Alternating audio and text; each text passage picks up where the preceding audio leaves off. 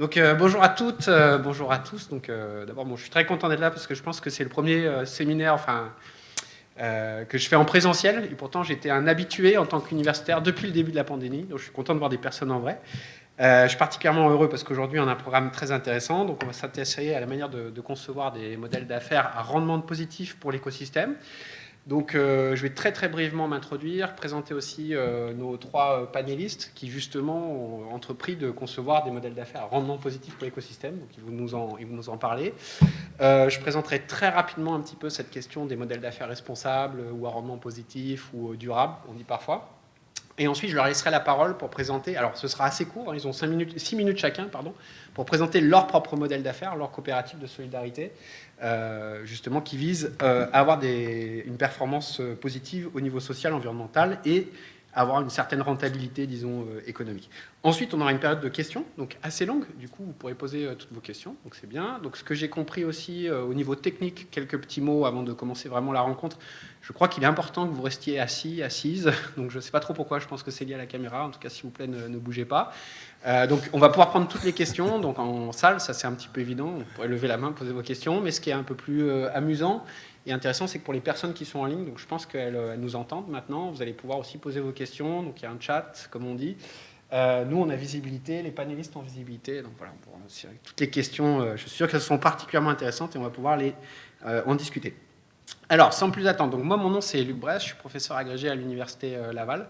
J'enseigne la responsabilité sociale des organisations, la gestion du développement durable, et je co-dirige un laboratoire qui s'appelle le LIRS, le laboratoire interdisciplinaire de responsabilité sociale des entreprises. Donc, j'imaginais bien que j'étais particulièrement intéressé par cette question.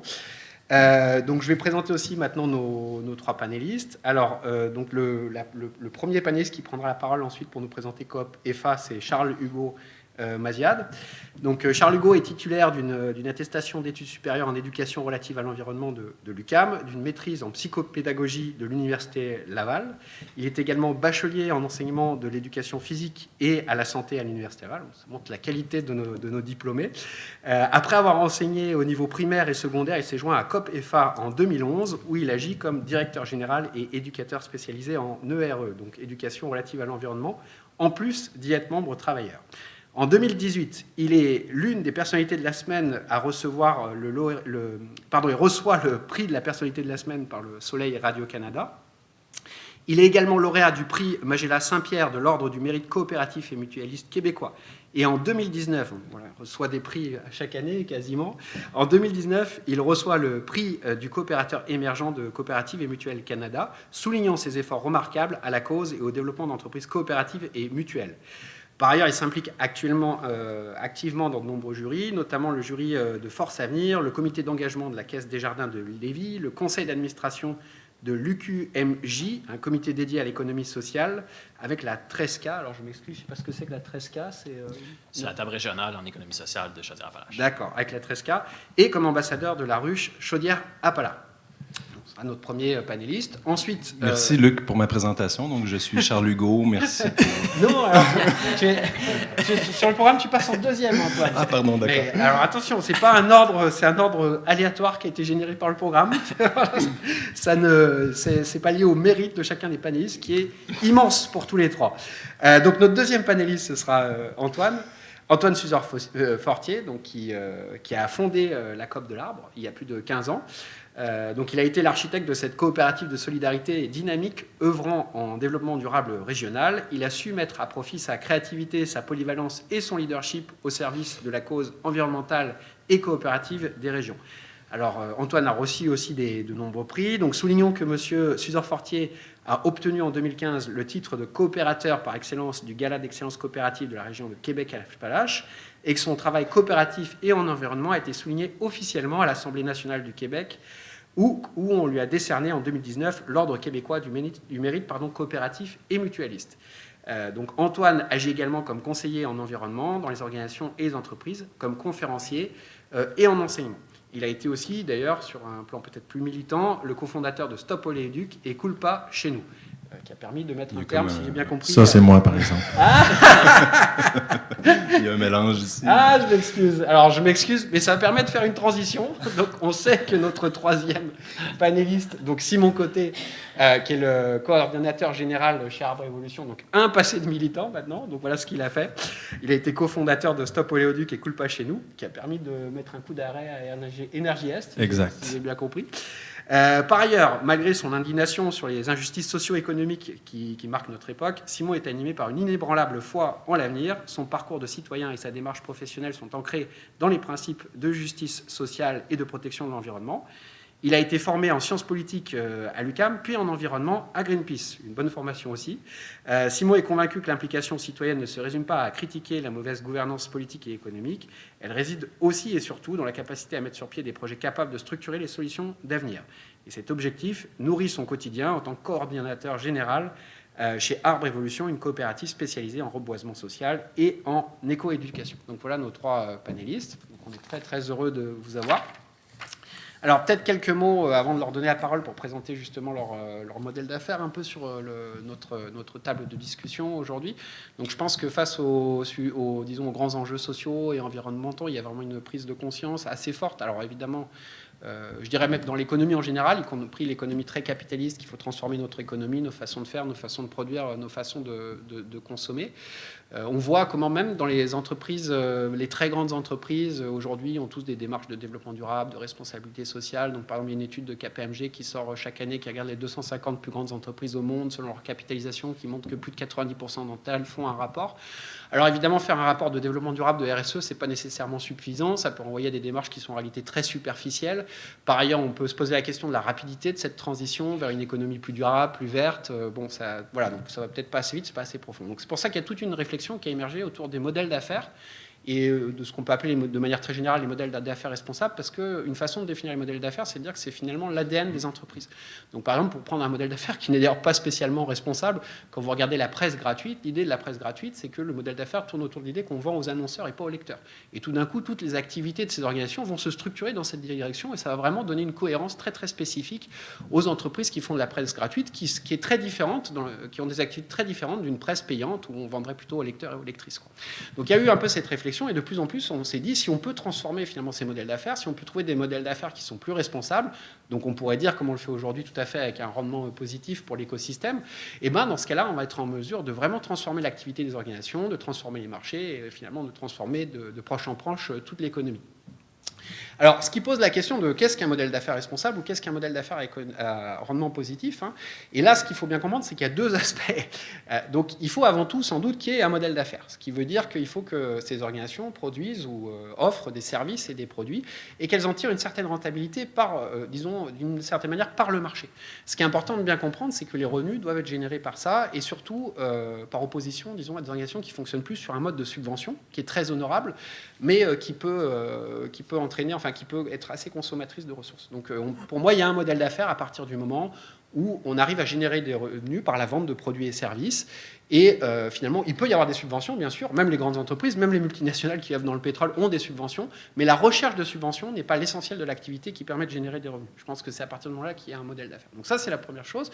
La deuxième chose, c'est qu'il faut qu'il soit responsable, donc il faut qu'il ait un rendement positif socialement et environnementalement. Donc il faut qu'il y ait un impact positif pour la société, au-delà d'assurer une certaine rentabilité pour l'organisation.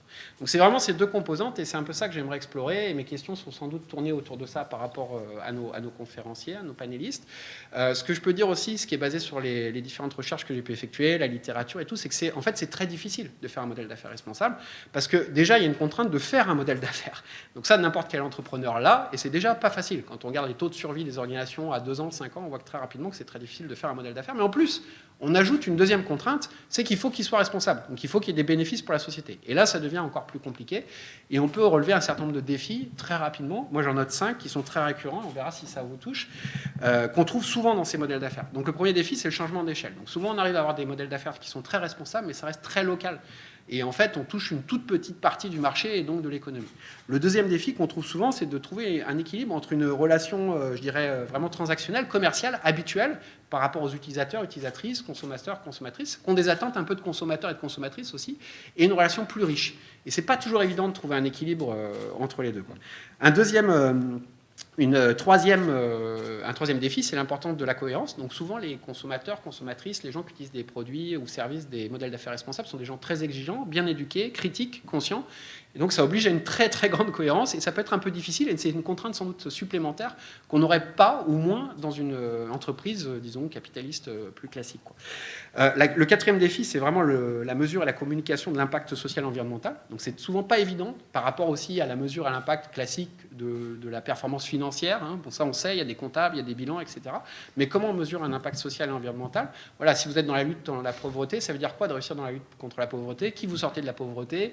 Au bout de 2 ans, 5 ans, est-ce qu'une personne est considérée comme sortie de la pauvreté? Est-ce que vous sortez des personnes qui étaient marginalement pauvres ou très pauvres, avec d'autres problèmes, etc. Vous voyez tout de suite le problème, et je ne vous parle pas du problème de calculer une performance globale en termes de responsabilité, quand on regarde tous les domaines, que ce soit environnementaux et sociaux, où on espère que les organisations vont apporter un impact contributif, quoi.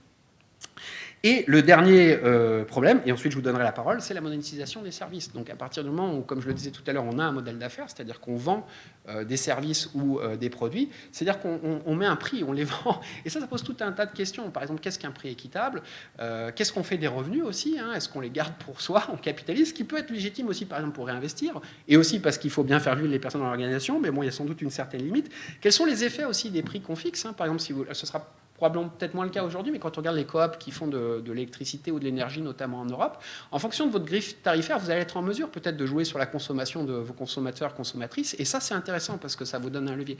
Bref, cette question de la monétisation, elle est assez épineuse en général, mais elle est assez intéressante à réfléchir. Donc voilà, j'ai pris assez de temps, donc je vous donne tout de suite la parole, donc je vais respecter l'ordre qui était proposé dans le programme. Je suis vraiment désolé, en principe vous avez environ 6 minutes, donc on pourra peut-être passer à 7-8, mais vraiment à 8 minutes je serai obligé de vous couper. Donc voilà, on va commencer tout de suite par Charles-Hugo Maziad. Donc si tu veux bien nous présenter du coup ce que vous faites à Coop EFA. Merci beaucoup, Luc. Je viens de rencontrer Luc pour la première fois, mais assez inspirant. Beaucoup de contenu, puis on pourrait même échanger sur les éléments qu'on vient de partager. Merci beaucoup de l'occasion aussi qu'on a d'échanger de nos 3 coops. En fait, peut-être juste préciser que nos 3 coopératives, je vais parler pour la nôtre, mais nos 3 coopératives, la mission première, c'est justement d'avoir un rendement positif sur l'environnement et sur nos sociétés et sur nos modèles sociaux, comparativement peut-être à une entreprise aussi ou une coopérative qui pourrait, exemple, vendre du linge, donc qui aurait à jouer. Nous, vraiment, la Coop EFA, une coopérative de solidarité à prédominance travailleur, en plus avec une clause qui nous met un équivalent au BNL, à but non lucratif. On a été fondé en 2007, on est basé à Lévis, on développe en fin de compte des projets et des services en éducation relative à l'environnement pour vraiment engager autant les écoles, les citoyens et les entreprises dans une démarche justement d'éco-responsabilité. Et que notre but, c'est vraiment d'inspirer l'action éco-responsable en amenant les gens sur le terrain ou par une prise de conscience, donc par une comprendre l'environnement qui nous entoure, par avoir le goût de créer, en fin de compte, à mettre des pistes d'action et de solutions en œuvre, puis après ça, de passer à l'action. Parce qu'on le sait, c'est pas facile de passer à l'action. On a plusieurs freins dans notre société.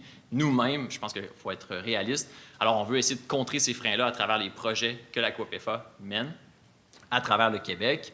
Les projets, en fait, et services qu'on offre vont justement souvent répondre à des objectifs des gouvernements, des municipalités et des entreprises. Donc, c'est pour ça que ce qu'on offre, c'est un service qui est payable, si je peux dire comme ça. C'est comme ça qu'on développe notre modèle d'affaires qui, justement, fait la rentabilité de notre coopérative, qui réinvestit, justement, ses surplus toujours dans ces projets année après année. Donc, à travers les différents revenus qu'on a, on va avoir les subventions gouvernementales, effectivement, qui peuvent jouer entre 25 et parfois même 50 % par année, selon les orientations gouvernementales, les plans d'action qui sont mis en œuvre par les gouvernements. On va avoir des ententes de services avec les municipalités et les organisations pour justement répondre encore une fois à leurs plans municipaux ou de l'entreprise par rapport à ses responsabilités sociétales d'entreprise. On va avoir nos dons et commandites. Donc oui, il y a des entreprises qui vont venir donner à notre coopérative pour justement permettre à notre mission d'émerger, d'aller toujours plus loin. On va avoir des revenus autonomes. Donc on a développé le mécanisme de compensation carbone éducative. Donc par certains programmes qu'on offre, les entreprises peuvent, en fin de compte, acheter des crédits carbone éducatifs qui sont des tonnes de gaz à effet de serre évitées, donc la réduction à la source. Donc ça aussi, ça nous génère des revenus autonomes, puis qui peuvent représenter, encore une fois, entre 20 et 40 %. Puis on veut, en fait, développer ce modèle-là de plus en plus pour atteindre 70-75 % de revenus autonomes par la vente de crédits éducatifs. Puis finalement, on a aussi, en fin de compte, déployé nos projets et services sur d'autres territoires. Donc on est basé à Lévis pour les déployer à l'échelle du Québec. on a en fin de compte fait des licences. Donc, on donne des licences à travers le Québec à d'autres organismes qui sont spécialisés, qu'on va former, collaborer pour qu'ils déploient nos projets. Et finalement, ça va nous permettre d'obtenir des revenus supplémentaires pour générer nos projets. Fait qu'au lieu d'aller, nous, faire le projet sur une nouvelle région, on collabore avec les gens qui sont là. Donc, une certaine forme d'intercoopération, possiblement selon comment on l'interprète. Mais on va aussi déployer même nos projets à l'international.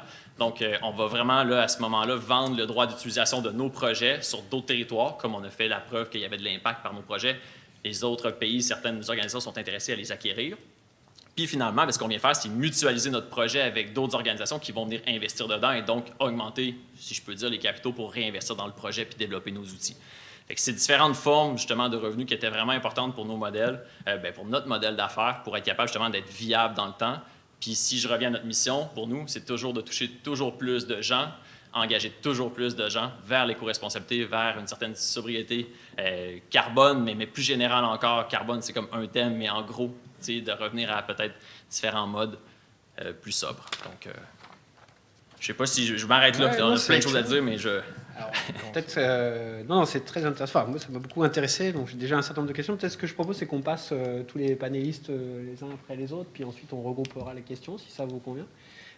Ok, super. Donc merci beaucoup. Donc Antoine, est-ce que tu peux nous parler de la Coop de l'Arbre?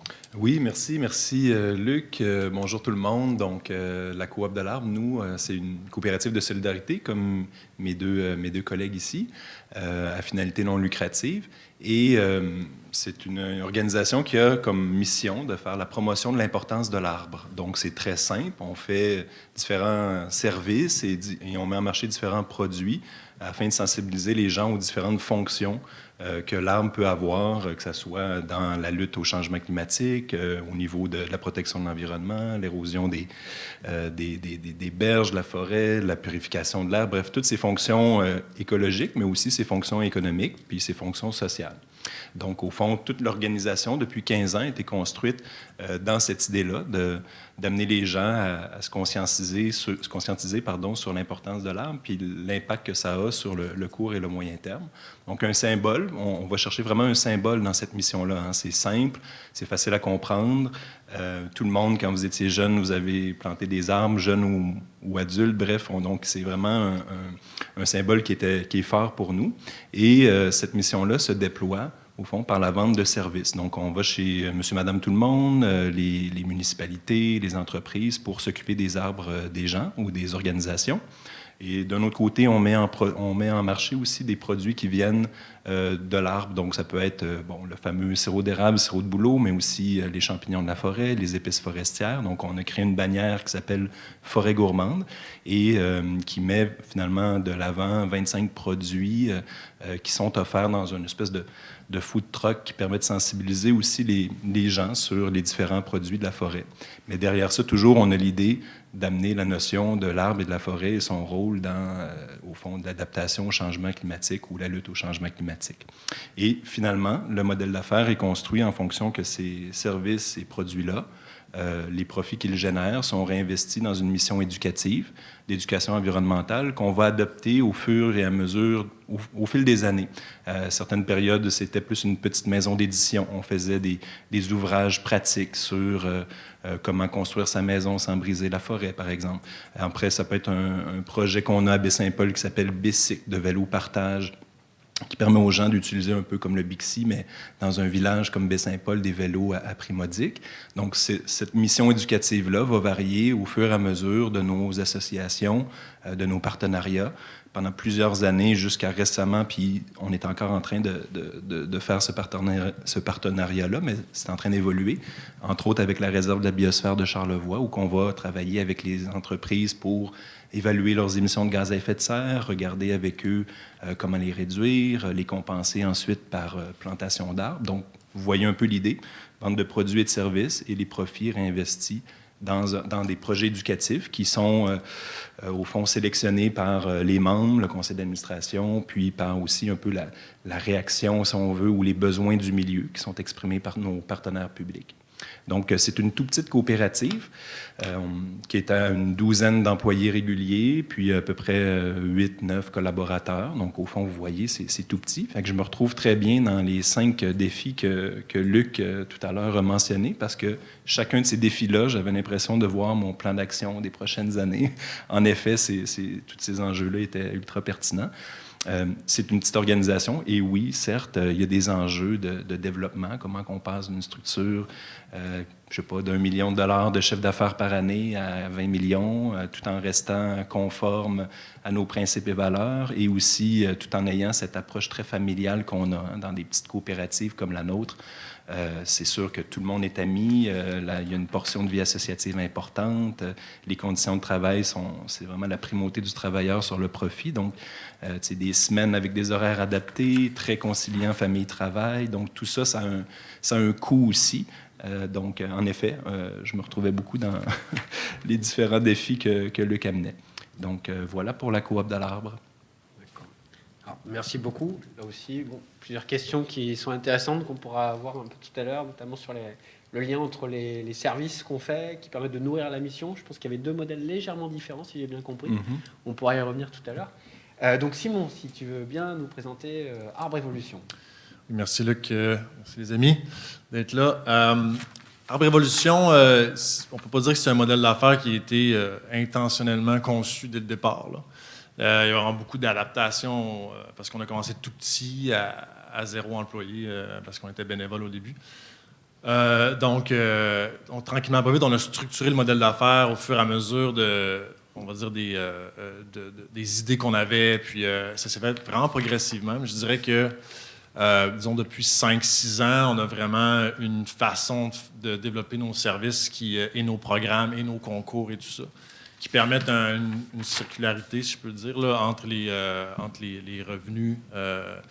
Donc, ce qu'il faut, pour bien comprendre Arbre Évolution, je pense qu'il faut d'abord et avant tout parler de reboisement social, parce que c'est la colonne vertébrale de la coopérative. Donc, on a construit ce modèle-là il y a 7 ans maintenant. Et donc, le principe, c'est de planter des arbres avec des gens là où ça compte pour eux. L'objectif est vraiment l'éducation populaire par l'action concrète. Donc, on est vraiment, en guillemets, sur le plancher des vaches. On est avec les gens, on plante des arbres partout au Québec et on veut réunir le plus de gens possible autour de cette activité-là pour que les gens catchent de quoi, qu'il y ait quelque chose qui se passe dans leur esprit. Donc, on travaille beaucoup sur l'état d'esprit.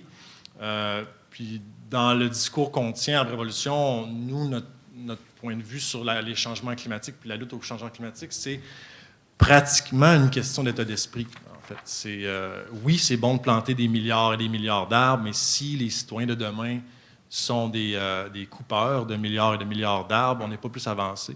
Alors que si on a un éveil parce qu'un citoyen est venu planter des arbres, puis c'est quelque chose de participer à un chantier de plantation, là. Ça a l'air anodin comme ça, mais même moi qui en a fait plusieurs, qui en fait beaucoup moins depuis des années à cause que je suis plus à la coordination, quand je vais sur un chantier de plantation puis on regarde l'effet d'un ouvrage collectif, il y a quelque chose qui se passe en dedans. Donc, c'est vraiment... Le reboisement social permet d'encadrer ça et d'augmenter ces occasions, ces opportunités-là, ces événements communautaires-là, carrément. Autour du programme de reboisement social, se sont structurés plusieurs services.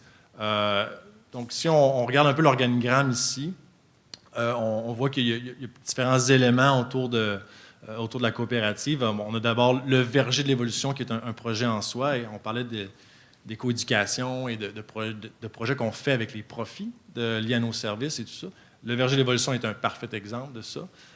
Et on a développé le semoir aussi, qui est tout l'univers éco-éducatif d'Arbre Évolution, qui a sa propre imagerie et qui fonctionne pas autonome, mais qui est un peu indépendant au niveau de ses communications et tout ça. Et en dessous de ça, on a un paquet de services qui permettent d'amener de l'eau au moulin, puis de faire des profits carrément sur chaque produit et service qu'on vend. On dégage une marge de profit. Cette marge de profit-là, à la fin, bien, elle est réinvestie dans les initiatives qui sont très similaires à mes collègues. Par exemple, le verger de l'évolution, on a dû mettre là, 50 000 $ de notre propre poche sur 2 ans. Et ça permet qu'on a un bâtiment. On est allé chercher des subventions aussi un peu pour augmenter ça. Mais on a un bâtiment avec des équipements pour transformer du jus. On a fait des aménagements, on a des classes qui viennent. Tout ça, le Verger d'Évolution n'a pas à rembourser cet emprunt-là ou à avoir le souci de créer, de vendre du jus, parce qu'on vend du jus, des fruits ici maintenant, d'avoir une marge de profit pour rembourser l'investissement. Non, cet argent-là, on n'a pas besoin de la revoir. Elle est partie, puis c'est bien comme ça. Mais c'est parce qu'on a fait des profits qu'on a pu se permettre de ce beau trip-là, carrément. Et si je reviens au reboisement social et aux autres programmes, on voit les flèches là, en tiret qui viennent alimenter les services. Et le programme de reboisement social, c'était un peu la surprise dans le modèle d'affaires parce qu'au départ, on n'a pas pensé que ça allait nous générer autant d'opportunités pour les autres services. Parce qu'il faut comprendre que là, à chaque année, le programme de reboisement social est très populaire dans les communautés. On reçoit des dizaines et des dizaines de candidatures, presque 100 candidatures de municipalités, commissions scolaires qui veulent faire des projets de reboisement social. La plupart d'entre eux, on ne peut pas les sélectionner parce qu'on n'a pas les fonds pour les choisir. Mais ça fait parler de nous dans plein de municipalités au Québec, dans plein de régions. Et après ça, on est sollicité pour accomplir des aménagements comestibles, des classes vertes.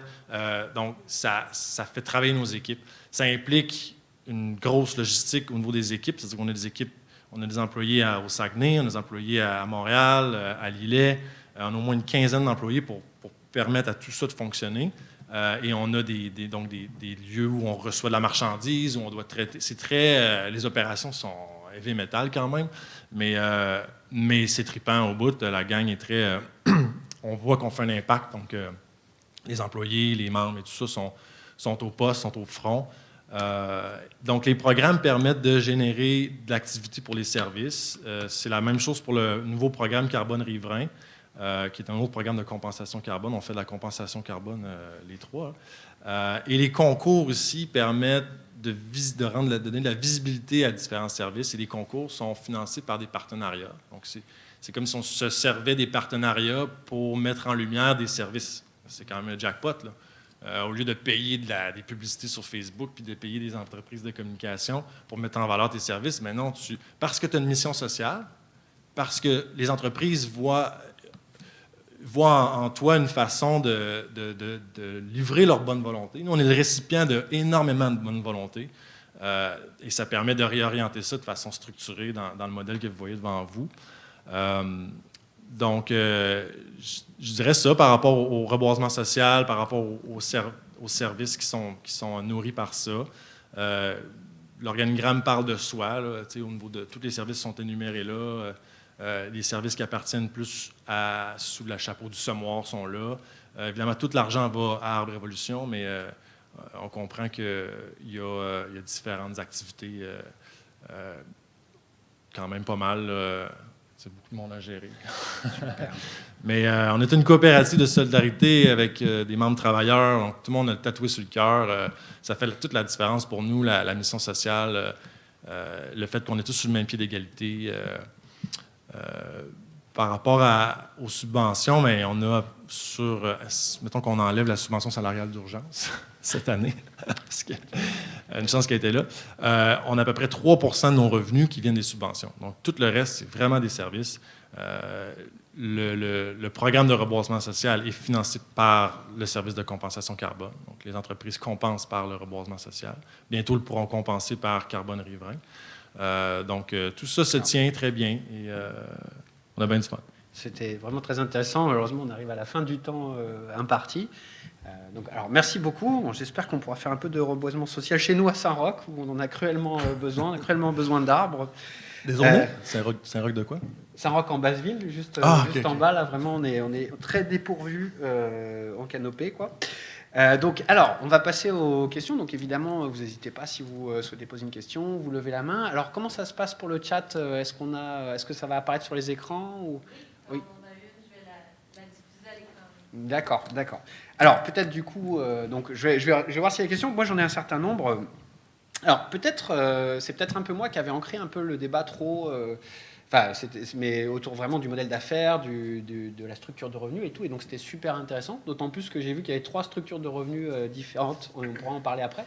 Mais la question que j'aimerais vous poser, c'est plutôt du coup de l'autre côté, donc côté des effets et des bénéfices sociaux et environnementaux. Donc ça faisait partie un peu des défis que j'ai évoqués. Comment vous êtes en mesure, alors peut-être pas, je ne sais pas si vous le mesurez vraiment, peut-être c'est le cas, mais comment vous êtes en mesure de rendre ça tangible, de le communiquer, peut-être déjà de le connaître, c'est-à-dire de connaître l'ensemble des bénéfices que vous apportez, parce qu'on a quand même choisi des modèles qui ont un certain succès là, pour avoir disons une rentabilité sociale et environnementale. Donc comment vous faites sur cette question de connaître les bénéfices socio-environnementaux, de les mesurer, de les communiquer, quoi. Alors, je ne sais pas si quelqu'un veut se lancer. On change l'ordre. OK. Ben, au fond, de notre côté, c'est sûr que c'est toujours une question d'indicateurs, hein, bien sûr, au fond, pour être capable de mesurer notre impact. Puis on est vraiment inévitablement dans une époque où il faut très chiffrer. Donc, c'est important d'avoir un impact pas juste qualitatif, mais aussi quantitatif. Donc, en mettant les indicateurs au départ, nous, ça dépend bien sûr des différents projets. Pour ce qui est, bien sûr, des compensations carbone, c'est assez simple, au fond. Ça, c'est vraiment par la plantation d'arbres qui permet, au fond, probablement la majorité des gens ici sont au courant des grandes équations de la compensation carbone, mais en gros, on va avoir à peu près 7 arbres qui vont, durant leur vie, lorsqu'ils vont être plantés, durant leur vie, vont séquestrer du carbone dans leur bois, dans leurs racines, pour être capable d'aller chercher séquestrer à peu près 1 tonne de gaz à effet de serre. Donc, ça, c'est un indicateur assez simple. Selon le nombre d'arbres plantés, on réussit à avoir vraiment le côté de compensation. Bien sûr, ensuite, comme toute entreprise qui est plus éco-responsable, il y a des calculs internes. Donc, calculer ses propres émissions de gaz à effet de serre quand on se déplace pour aller voir les clients, quand on se déplace, nous, comme organisation. Donc, calculer sa propre empreinte carbone. Suite à ça, après, ça va être les usagers, bien sûr, des différents services qu'on est capable de bien chiffrer, le nombre de personnes qui sont rejointes directement par le projet. Donc, c'est vraiment en mettant les indicateurs, au fond, de personnes rejointes, ensuite le calcul sur les émissions de gaz à effet de serre, qui est vraiment important. Toute entreprise qui se respecte de toute façon, en ce moment, fait son propre calcul d'émissions. Donc, ça, bien sûr, c'est quelque chose qui est fait. Et suite à ça, ben, vraiment, les gens aussi qui sont, si on peut dire, rejoints, mais de façon indirecte. Exemple, avec Forêt Gourmande, l'hiver dernier, on a eu 6000 personnes qu'on a pris le temps de sensibiliser sur l'importance de la forêt. Donc, en 55 jours, ça, c'est un chiffre qui est intéressant. Donc, tu as un impact direct, mais il y a aussi l'impact indirect des gens qui vont simplement entendre parler des choses. Ça va pas avoir un effet si immédiat, mais ça va quand même pouvoir percoler puis sensibiliser là, quand même une population, si on veut, indirecte. Donc, je dirais de cette façon. Ouais, OK. Bien, de notre côté, on va travailler sur les indicateurs de nos projets et les indicateurs de la coop, comme un peu, toujours sur le même processus, mais peut-être précisément. Chaque projet qu'on va lancer, on va faire des indicateurs qui vont être effectivement en mesure de réduction carbone. Comme on mentionnait, nous, on travaille vraiment sur la réduction de la source par le changement de comportement. Donc, on a développé des indicateurs avec l'analyse de cycle de vie permettant de mentionner justement quelle sera la réduction suivant une nouvelle habitude de vie qui sera plus éco-responsable qu'une autre. On va mettre en place aussi des comités scientifiques avec des universités, des comités d'analyse de changement de comportement. Fait qu'on va vraiment tenter de mener des rapports annuellement sur l'ensemble de nos projets pour voir l'impact sociétal qu'ils ont eu. Puis ben, le réel impact, mais surtout aussi les freins, encore une fois, que je mentionnais tantôt, puis être capable d'identifier des solutions pour les freins. Fait qu'on a des comités scientifiques, même en technologie, pour identifier des stratégies technologiques. Sur le côté aussi mobilisation collective, des comités aussi sur même les réductions carbone. Donc, on travaille sur différents modèles pour s'assurer de donner des résultats. On néglige pas le qualitatif non plus. Pour nous, il est super important. Puis je pense qu'il faut pas on sait que nos financeurs ou ceux qui viennent chercher veulent le quantitatif, mais souvent, on va venir adjoindre au quantitatif du qualitatif qui va donner beaucoup de pistes de solutions, puis d'actions, puis de valeur à nos projets. Puis même actuellement, on tente d'ajouter des nouveaux indicateurs pour s'assurer justement de ne pas juste être en mesure carbone ou en mesure, disons, sociale qualitative, puis d'être capable de donner des chiffres sur des retombées. Puis après ça, même notre coopérative. Au début, on a commencé, on était 2-3. Maintenant, justement, on a un réseau d'environ 13 employés à temps plein, mais surtout 25 organismes qui collaborent sur les projets. Donc, on s'est fait un plan de développement durable nous-mêmes parce qu'en toute honnêteté, on s'est rendu compte que c'est pas facile quand ton équipe grandit de s'assurer justement que les principes que tu veux porter soient même intégré à nous, à nos projets et à notre organisation. Puis c'est justement, on voit tous les défis aussi de tenir un plan de développement durable. Donc, finalement, nous-mêmes, on fait notre édition, on voit nos forces et nos faiblesses, puis on travaille dessus annuellement, puis on les partage dans nos rapports annuels. C'est bien ça. Mais je pense que ce qui est intéressant de retenir, c'est qu'on a tous les trois, on est dans l'univers de la compensation carbone, mais ça implique nécessairement un maintien du suivi au niveau des facteurs. Quand tu veux prétendre à compenser du carbone, tu dois avoir un modèle qui est validé ou qui est observé par des tierces parties, qui est challengé aussi par des tierces parties. Et dans ces modèles de séquestration-là, on n'a pas le choix d'avoir des données probantes. Donc, nous, le reboisement social, on a un nouveau système pour quantifier toutes les arbres plantés, le nombre de bénévoles mobilisés, le nombre d'arbustes plantés, le carbone séquestré. Donc, tout ça est sur un site web qui s'appelle mouvement.arbrevolution.org. On n'a même pas encore fait le lancement officiel, mais le site web est accessible. Scoop. Ce qui fait que mesurer l'impact, comme tu disais, Luc, de nos effets, mesurer l'impact de nos actions sur le terrain, puisqu'on est dans l'univers carbone, on a une espèce de devoir supplémentaire de garder une traçabilité, de garder une structure pour pouvoir quantifier tout ça et être redevable des clients qui compensent. Ouais. Si on n'avait pas cette compensation carbone-là, peut-être qu'on serait peut-être un peu moins précis sur les retombées concrètes puis ce que ça représente dans les communautés. D'accord, c'est vraiment intéressant. Si je peux me permettre une deuxième question, puis après j'ouvrirai un peu. Vas-y, Luc, tu peux y aller. Mais moi, ça m'a intéressé, parce que là, effectivement, on a la chance d'avoir trois organisations, trois coops de solidarité qui œuvrent toutes, d'une certaine manière, alors, ça représente une part plus ou moins importante de vos activités, mais qui ont toutes un service de compensation de carbone, quoi. Et donc c'est assez intéressant parce que c'est un marché qui a, je pense, beaucoup grossi ces dernières années. On trouve tout un tas d'acteurs. Il y a d'autres organisations, même au Québec, qui proposent de la compensation carbone, et où on trouve des modèles quand même assez différents. Donc peut-être déjà une sous-question, là, c'est peut-être vous pourriez juste rapidement expliquer, reprendre rapidement comment vous compensez. Mais ce qui m'a fasciné quand j'ai préparé la conférence, c'est que du coup, j'ai regardé les prix les prix à la tonne, parce que du coup, ça rend aussi très comparable. C'est-à-dire que pour un consommateur, une consommatrice, si vous voulez rembourser vos voyages, vous pouvez vous dire, bon, combien ça va me coûter, quoi. Donc je vais en Europe, par exemple, ça fait 5000 km, je sais pas, il y a peut-être 3-4 tonnes, je sais pas trop, vous allez pouvoir me corriger, bon bref. Et donc là, je me suis aperçu que les prix variaient. C'est-à-dire que les prix varient beaucoup. Déjà, ils varient entre toutes les organisations et même entre vous. Alors, par exemple, moi, j'ai regardé, donc le moins cher, si vous voulez, c'est Coop FA. Donc, Coop FA, environ, je fais un petit calcul, alors c'est $26 la tonne. Arbre Évolution, par exemple, vous êtes beaucoup plus cher. Vous êtes à $48 la tonne, $48,07. Je suis désolé pour Coop de l'Arbre, je ne l'ai pas trouvé sur le site. Je ne sais pas si, Antoine, tu veux nous donner un ordre d'idée ou... Oui, parce qu'on s'est publicisé par la réserve de la biosphère de Charlevoix. Donc, au fond, ça va être à $35 la tonne. D'accord. Donc, plus... entre les deux. Alors, c'est bien, on a les trois... Donc, voilà. Mais comment vous avez construit ces prix, en fait comment vous assurez que... ça comment on a fait ça? Parce qu'il y a aussi tout un tas d'effets. C'est-à-dire qu'un prix plus faible donne moins de revenus à l'organisation, donc permet de faire moins de choses, casse aussi un peu le marché, mais en même temps permet d'aller chercher plus de gens. Pour vous donner un ordre d'idée, donc si je prends le modèle d'affaires qui est le moins cher des trois, enfin si je peux me permettre, mais c'est trois modèles d'affaires admirables là. Mais sur COP/FA, on peut même compenser sa bonbonne de barbecue. Je l'ai vu hier. Alors c'est vraiment intéressant. D'ailleurs, je l'ai pas fait. L'été est fini malheureusement, mais l'été prochain, je vais pouvoir compenser. Ça coûte à peu près $1. Ça coûte 0,91 cents. Donc voilà. Donc moi, ma question, c'est peut-être juste rapidement rappeler votre système de compensation parce que je pense qu'ils sont tous les trois très très spécifiques. Même dans le cas de COP/FA, c'est même pas des arbres qu'on plante, ce qui est un peu ce qu'on a à l'esprit. Et deux, peut-être nous dire un petit peu comment vous avez construit votre prix en maximisant l'impact et aussi en générant des revenus, quoi. Je peux y aller vu que... Oui, je pense que c'est juste. C'est une bonne question. C'est sûr que nos opérations coûtent cher. Vous l'avez vu, on fait beaucoup de petits projets personnalisés dans 13 régions administratives différentes. Des fois, on va se déplacer, on va faire beaucoup de déplacements pour aller faire un projet de 400 arbres à Matane. On essaie de faire une visite à Rimouski, on essaie de vraiment collectiviser ça, mais nous, nos frais sont plus élevés à la base parce qu'on couvre un grand territoire.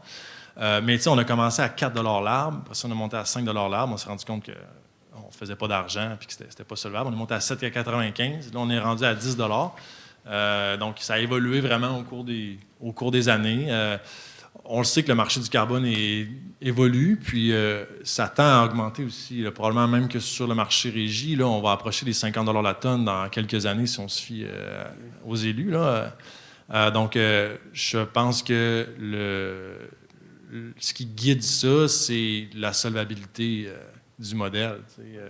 Nous, on est solvable à 48,7. Fait que c'est pas mal ça la réflexion. Pour se rendre compte de ça, ça a pris plusieurs années.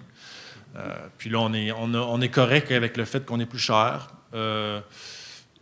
Au pire, on perd des clients. S'ils veulent sauver de l'argent, bien, ils vont compenser ailleurs, puis il n'y a pas de problème. Nous, on a une capacité limitée aussi à prendre des clients. Là. Le reboisement social n'est pas infini du tout. Là. Donc, ça arrive qu'on refuse des clients. Donc, dans ce contexte-là, bien, l'offre et la demande t'aident aussi à te guider. Ouais. D'accord. Merci beaucoup. Ben, de notre côté, peut-être que je trouve que la question, elle est bonne sur le prix, mais rapidement, je pense qu'il faut éduquer c'est pas méchant, éduquer, là, c'est d'apprendre, comprendre. Je pense que les alternatives de compensation carbone, justement, ont différents prix. Puis aussi, en gros, moi, comme consommateur qui veut venir compenser ses gaz à effet de serre, on se doit d'aller justement choisir une alternative qui nous parle, quitte à en prendre plusieurs. Puis le prix que justement Arbre Évolution va donner ou que la Coop va donner sont aussi bons que le nôtre. Le nôtre pourrait évoluer, changer selon notre coût de mise en œuvre. Fait que moi, je suis vraiment d'accord avec l'analyse que tu en fais. Puis surtout aussi, nous, notre côté, c'est effectivement pas du plantage d'arbres. On voulait en fin de compte valoriser la réduction à la source. Fait que notre programme éducatif dans les écoles au Québec, qui est réalisé toujours similairement, de la même façon. Donc, il y a des règles et procédures. Puis, il va engendrer, en fin de compte, des nouveaux changements de comportement chez les jeunes qui vont être mesurés, je vous l'ai dit tantôt, avec le CIREG, la Polytechnique de Montréal, pour voir l'impact de réduction carbone des nouvelles habitudes de vie. Une fois ça mesuré par une plateforme web, on va faire une analyse de changement de comportement qui va venir pondérer le résultat. Puis, par la suite, on va le faire vérifier par un cabinet comptable. Puis, après ça, on va le faire vérifier par un externe pour finalement être capable d'attester la tonne de gaz à effet de serre évitée. Fait que nous, on est vraiment sur l'évitement.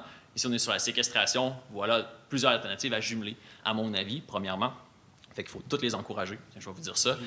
L'avantage que ça donne, c'est, mettons, nous, c'est une promesse de séquestration de CO2. Là. C'est-à-dire qu'il faut faire le suivi sur 50 ans avec le reboisement social. Il faut mettre de l'argent de côté pour des replantations, pour plein d'imprévus.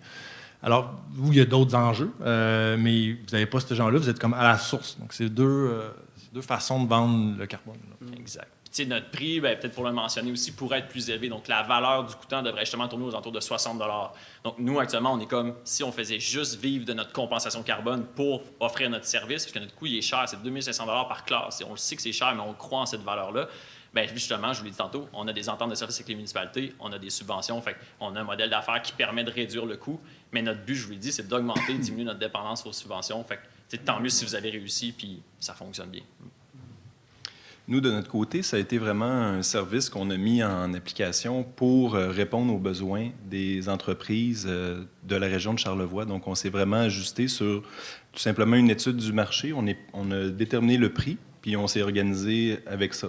C'est-à-dire qu'on a pris le prix médian de l'ensemble de l'offre, puis on s'est organisé. Donc, ça a été plus de cette façon-là qu'on a organisé notre système de compensation.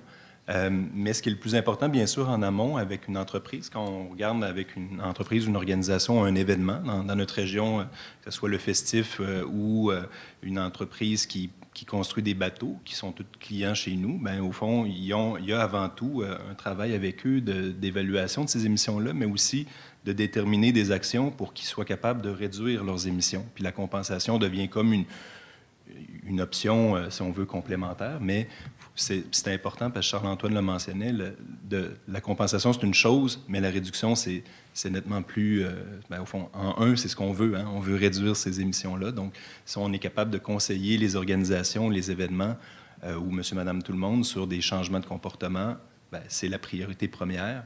Puis ensuite, il y a la compensation pour venir compléter. D'accord.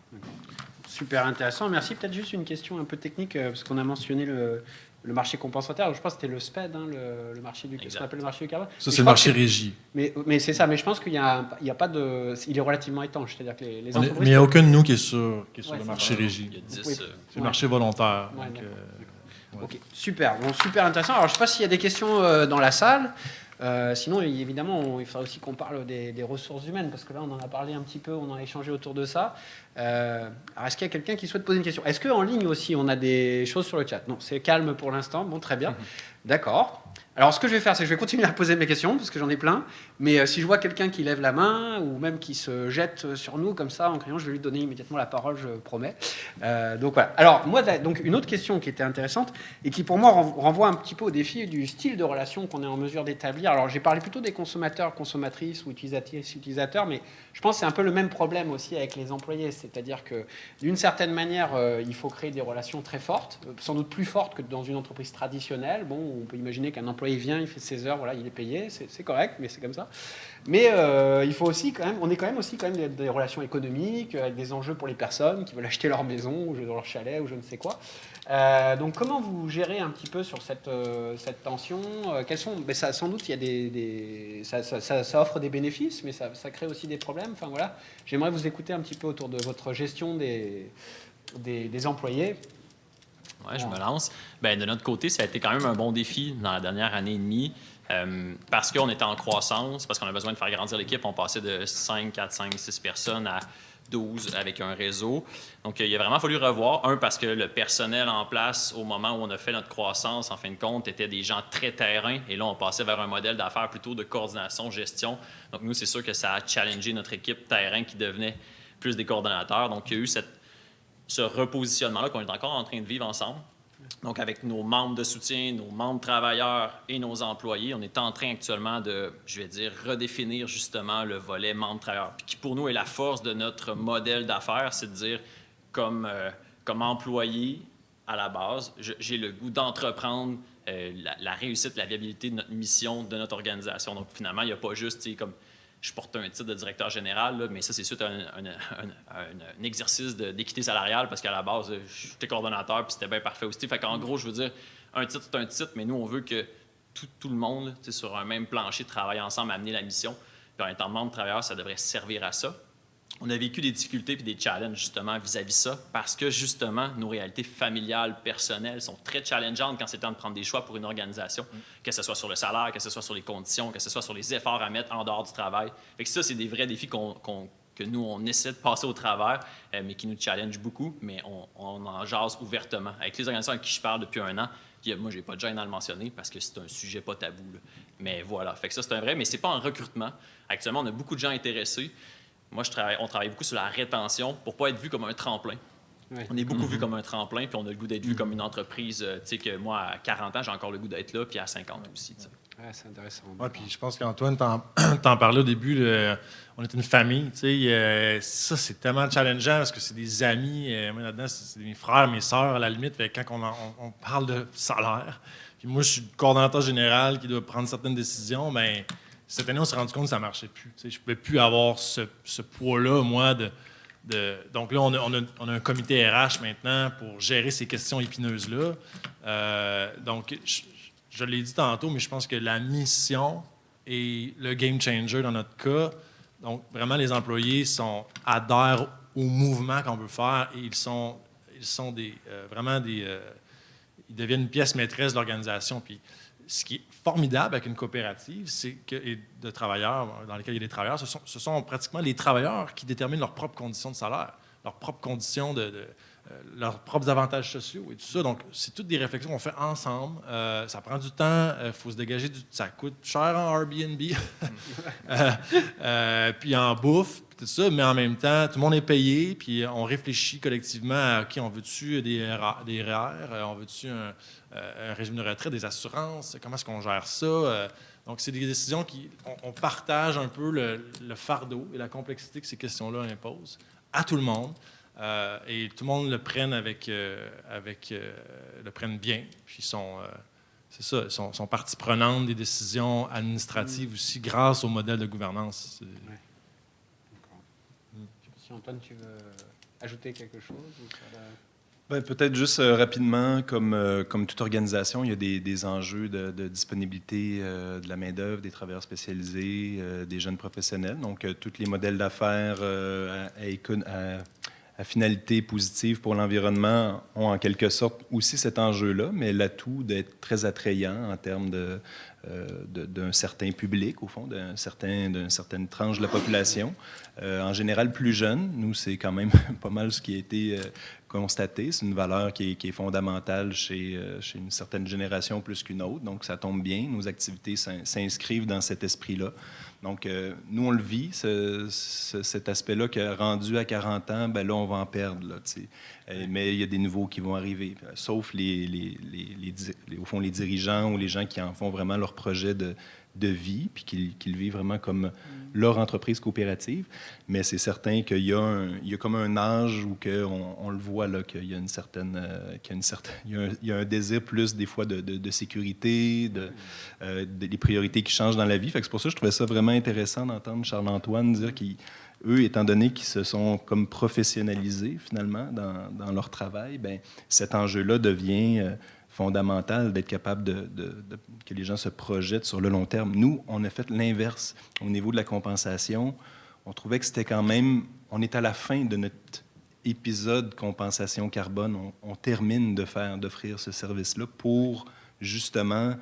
parce qu'on a vécu différents enjeux, donc c'est quelque chose qu'on va arrêter prochainement, donc ça me fait plaisir. On en parle aujourd'hui, mais on l'arrête, parce que pour des raisons, entre autres, je trouvais ça très difficile combiner. D'un côté, on avait une économie des emplois très primaires, donc dans l'économie primaire, là, vous voyez, mettons, les gars dans des arbres ou travail, on a des salaires nettement supérieurs à la moyenne des entreprises dans un même milieu. Parce que, bien sûr, c'est la primauté du travailleur sur le profit. On est 3 entreprises d'économie sociale, donc c'est toujours la primauté du travailleur sur le profit. Par contre, quand on arrive dans un service de compensation plus professionnel d'évaluation de gaz à effet de serre, bien là, c'est plus un profil maîtrise à l'université qu'un profil DEP.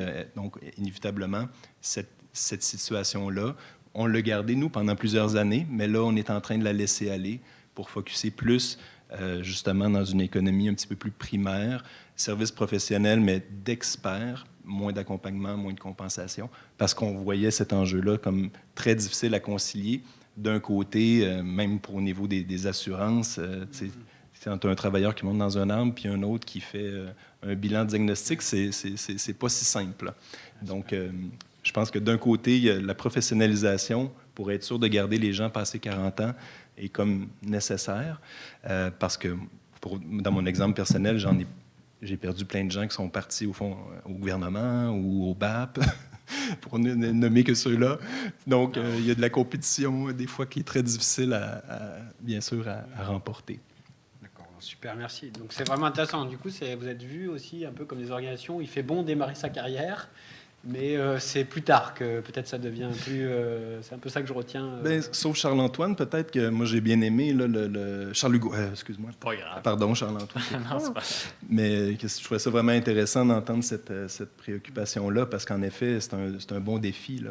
Passer 40 ans, les gens, avec leurs priorités, ne sont plus du tout les mêmes. Non, nous aussi, physiquement, c'est un défi. Là. Je pense à Thomas qui est là depuis 8 ans.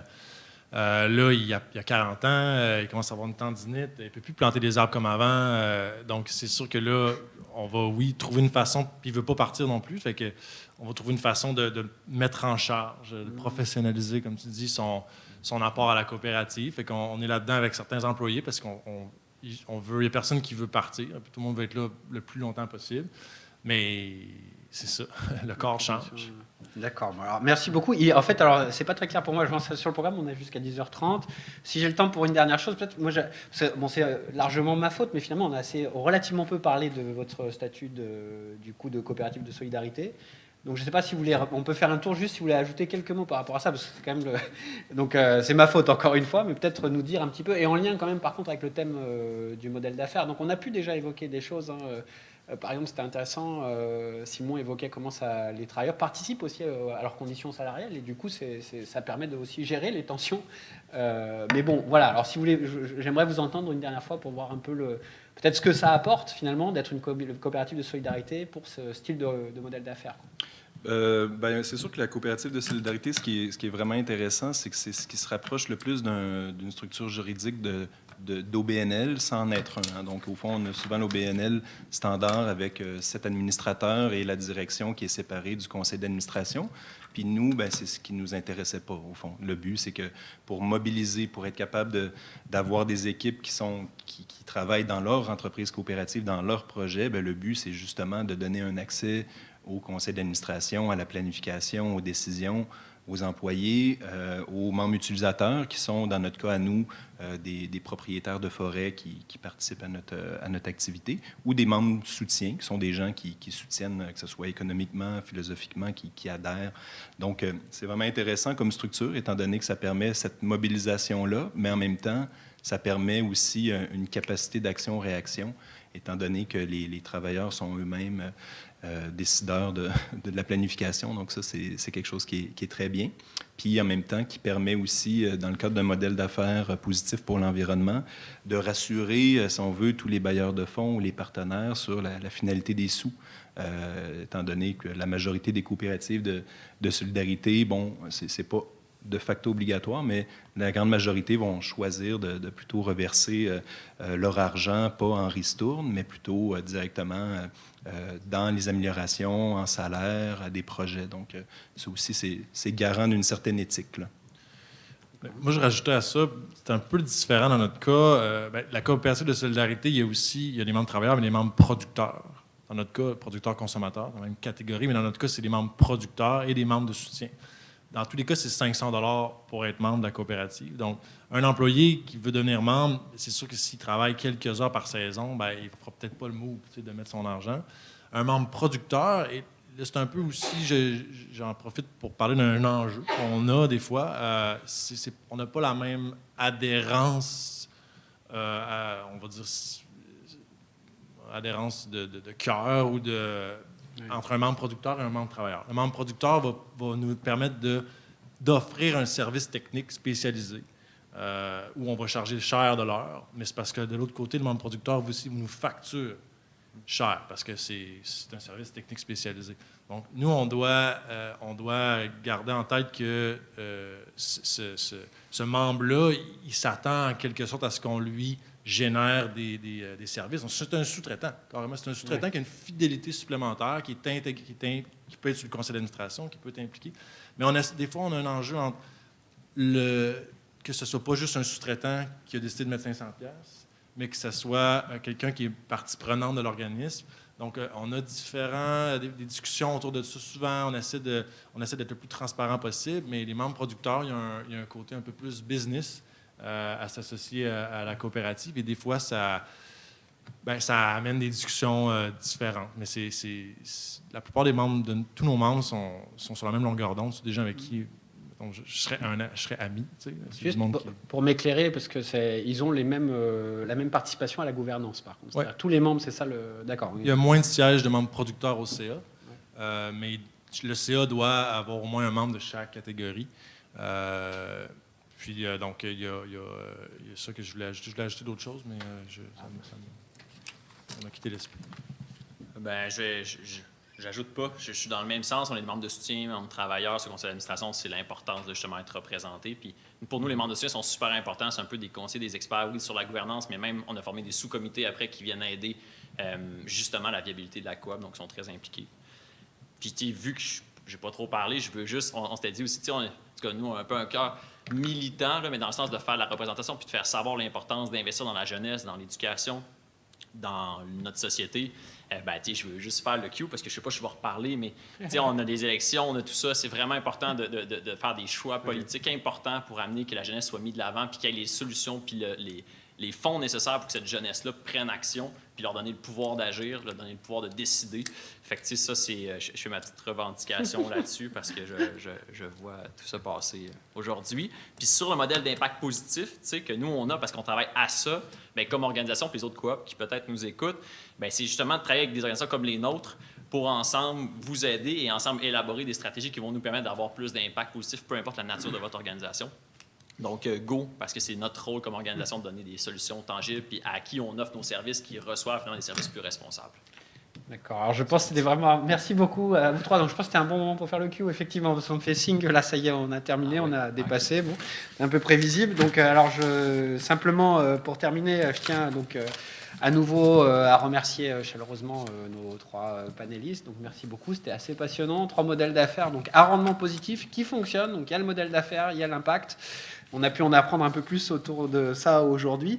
Je voulais remercier aussi les organisateurs, donc l'ensemble du staff, les techniciens, je ne connais pas nominalement malheureusement, mais aussi Marie Lacasse et Jacinthe Dioncoté, donc qui sont là, qui ont contribué à l'organisation. Je remercie aussi Stéphane Pisani, qui est étudiant au doctorat, qui normalement est là, qui prend des notes, enfin il n'est pas là, mais il est virtuellement là, je veux dire, et qui prend des notes. Et évidemment, merci au public donc d'avoir assisté, public qui est là, public qui est en ligne. Voilà, j'espère que ça nous aura éclairé plus sur la manière dont on peut construire et maintenir des modèles d'affaires responsables avec un impact positif. Merci beaucoup. Merci.